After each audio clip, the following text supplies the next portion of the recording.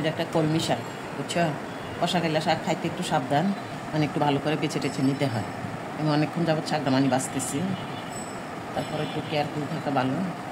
এই যে এভাবে যদি হাতটা মানে ছিঁড়ে শাকটা রান্না করা,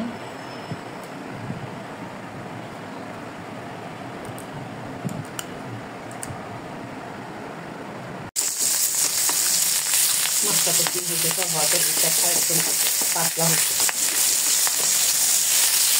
মাছটা বেশি বাচ্চা তখন হালকা বাচ্চা।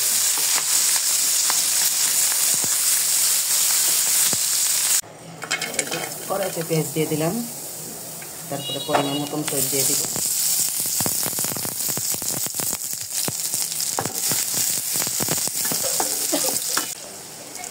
পরিমাণ মতন লবণ দিয়ে দিলাম, হলুদের গুঁড়ো, মরিচের গুঁড়ো,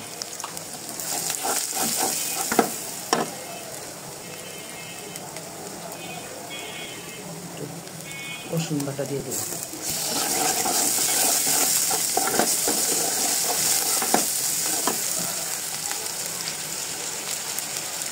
আমি এখন যে শাকগুলো মানে কেটে রাখছিলাম, এতে সুন্দর করে মানে অনেক বড় বড় ডাটাওয়ালা তো কলমি শাকটা, তাই এতে ভেঙে এখন রান্না করবো মাছ।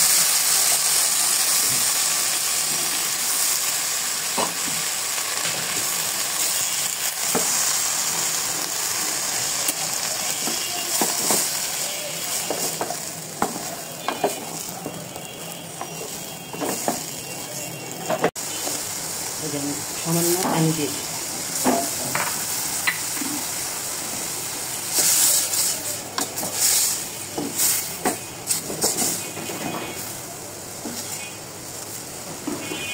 যে মাছটা ভেজে রাখছিলাম সেই মাছটা করে দিয়ে দিলাম,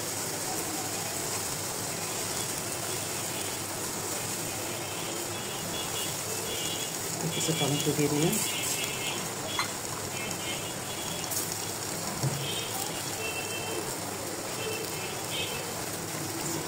মরিচ দিয়ে দিলাম,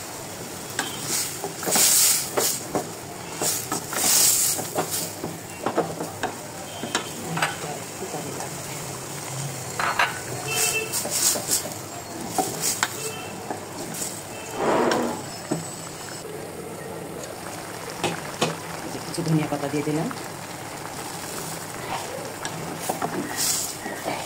আমার রান্না ফাইনালি হয়ে গেল। আমিও কোনোদিন খাইনি শাক দিয়ে মাছ, কিন্তু প্রথম আমি ট্রাই করলাম, খেয়ে দেখি কিরকম।